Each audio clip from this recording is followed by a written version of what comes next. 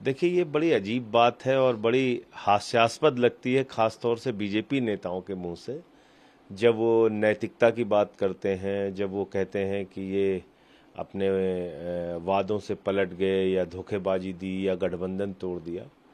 अरे भाई, आपने यही प्रयोग बिहार में किया था जब आरजेडी जेडीयू का गठबंधन था, तो भारतीय जनता पार्टी ने उस सरकार को गिराया था। अब वही उनके साथ हो रहा है तो वो नैतिकता के खिलाफ है।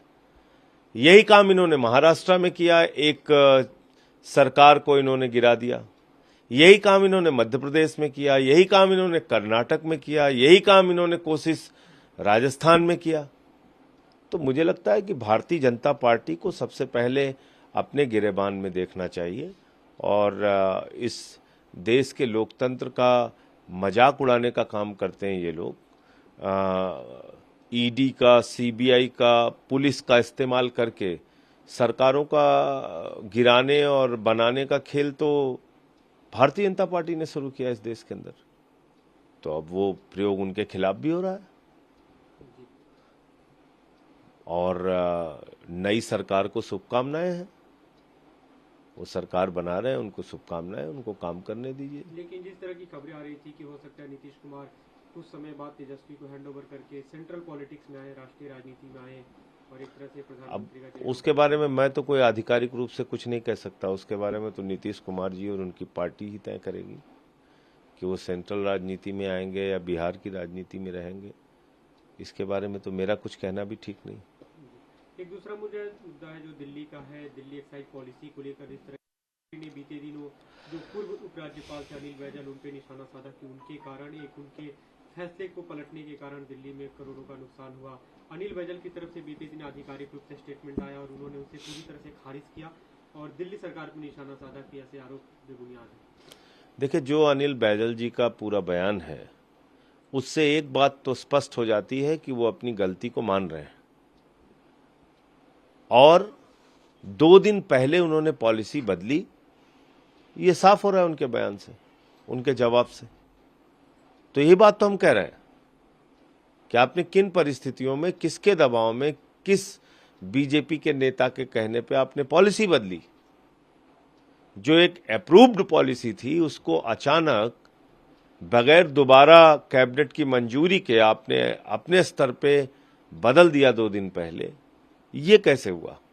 इसका तो जवाब देना चाहिए बैजल साहब को।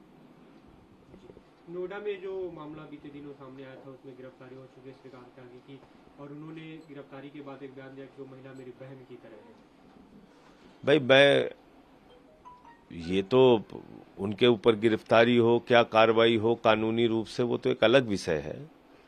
लेकिन क्या अपनी बहन को कोई इस तरीके से गाली देता है? कम से कम बहन शब्द को तो अपमानित मत करो। बहन शब्द का बहुत बड़ा मायने होता है। रक्षाबंधन आने वाला है कल, आप कह रहे हो वो आपकी बहन समान है। जिसको बहन मानते हो उसको ऐसे गाली दी जाती है, उसके पति को मां की गाली दी जाती है। तो कानून क्या करेगा, यूपी की पुलिस, आदित्यनाथ जी की पुलिस क्या कार्रवाई करेगी, देखिए। पश्चिम बंगाल की एक वहाँ पे पॉलिटिकल डेवलपमेंट कुछ हो रही है, जो शुभेंदु अधिकारी बीजेपी के, उनकी तरफ से एक बयान है कि दिसंबर के बाद ममता सरकार यहाँ पे नहीं बनी रह सकती है। हाँ, वो तो मैं तो आपसे यही कह रहा हूँ कि भारतीय जनता पार्टी हर जगह सरकार गिराने के काम में लगी हुई है। उनको न देश की अर्थव्यवस्था से मतलब है, न रोजगार से मतलब है, न महंगाई से मतलब है, न किसानी से मतलब है। उनको सरकारों को गिराना उठाना है, इसी काम में लगे हुए हैं। झारखंड में भी वही प्रयोग करना चाह रहे थे, उनके 3 विधायक कांग्रेस के पकड़े गए। तो मुझे लगता है कि अब इस देश के लोगों को भी सोचना पड़ेगा कि अगर इस स्तर पे अगर आज भारतीय जनता पार्टी उतर आई है कि हर राज्य में सिर्फ उनका यही काम है कि ये सरकार गिराओ, ये सरकार उखाड़ो, तो ये तो ठीक नहीं। नमस्कार, मैं हूं मानक गुप्ता।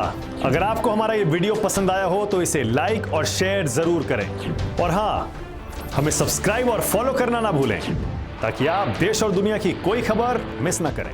तो जुड़े रहिए हमारे साथ और देखते रहिए न्यूज़ 24।